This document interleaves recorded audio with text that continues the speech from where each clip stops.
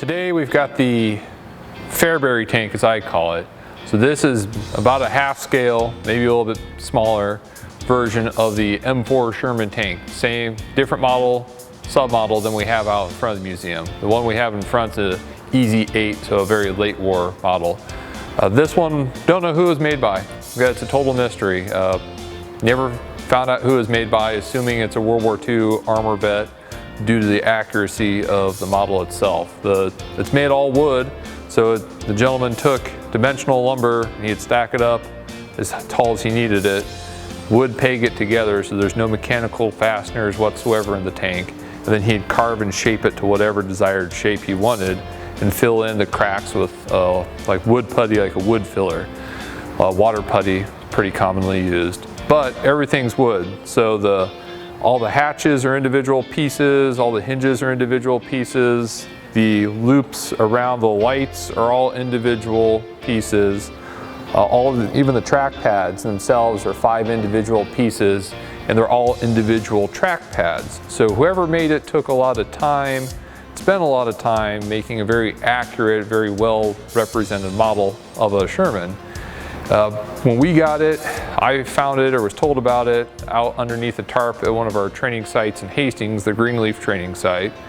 And when we moved here to the new museum in Seward in 2014, this followed us here.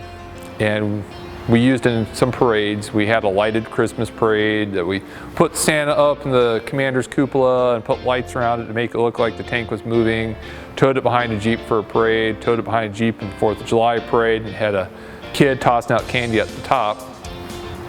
And then many years passed, as 2016 or so, Ron Burhoop, who was the facilities maintenance tech here in Seward, and myself, one winter decided we were going to restore it. So we took it all apart as much as we could. We sanded everything down, repaired all the cracks, left 2 spots bare. So one spot here in the hall we left bare, and then another spot over on the turret on the opposite side we left bare, so people could see that it is in fact a wooden model of a tank. A lot of people always ask us if it's fiberglass or steel model or something else, but it's in fact, it's just wood, and everything moves. I mean, the tracks move, the main gun, she moves up and down, the turret turns, the commander's cupola goes round, the commander's 50 cal moves and articulates just like it normally would. There's actually little wooden bullets he carved inside the ammo feed tray for the ammo can.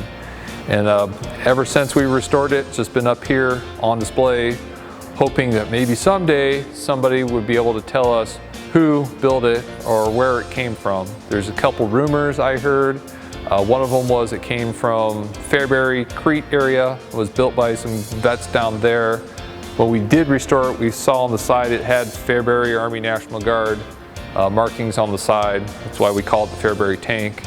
Another group of guys said they used to use it all the time down in Beatrice for different Veterans Day parades, and there's pictures of it in the parades down in Beatrice, but nobody's been able to solve the mystery of who built the Fairbury tank or why they built it or where they built it at.